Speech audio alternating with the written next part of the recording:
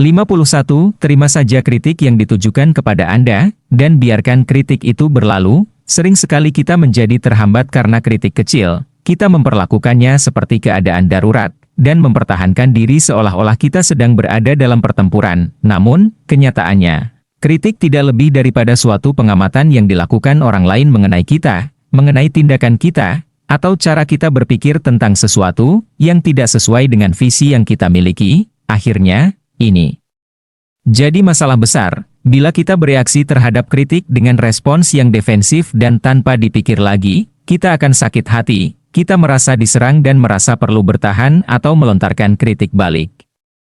Kita memenuhi pikiran dengan rasa marah atau rasa terluka yang tertuju kepada diri kita sendiri atau kepada orang yang mengkritik. Semua reaksi ini membutuhkan energi mental yang luar biasa besar. Latihan yang benar-benar sangat bermanfaat adalah menerima kritik yang ditujukan kepada diri kita. Ini bukan berarti kita harus menjadi orang yang lemah, yang jadi sasaran gangguan orang, atau merusak harga diri dengan meyakini semua hal negatif yang ditujukan kepada diri kita. Saya hanya mengatakan bahwa seringkali bila kita menerima kritik dengan baik, kita akan membuat keadaan menjadi lebih baik, memuaskan orang yang butuh mengungkapkan sudut pandangnya, memberi kesempatan kepada kita untuk belajar sesuatu mengenai diri kita sendiri dengan melihat sedikit kebenaran dalam pendapat orang lain.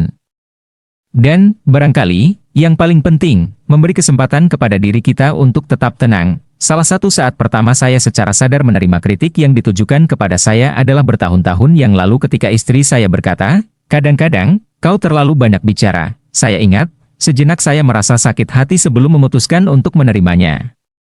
Saya membalasnya dengan berkata, "Kau benar, saya memang kadang-kadang terlalu banyak bicara."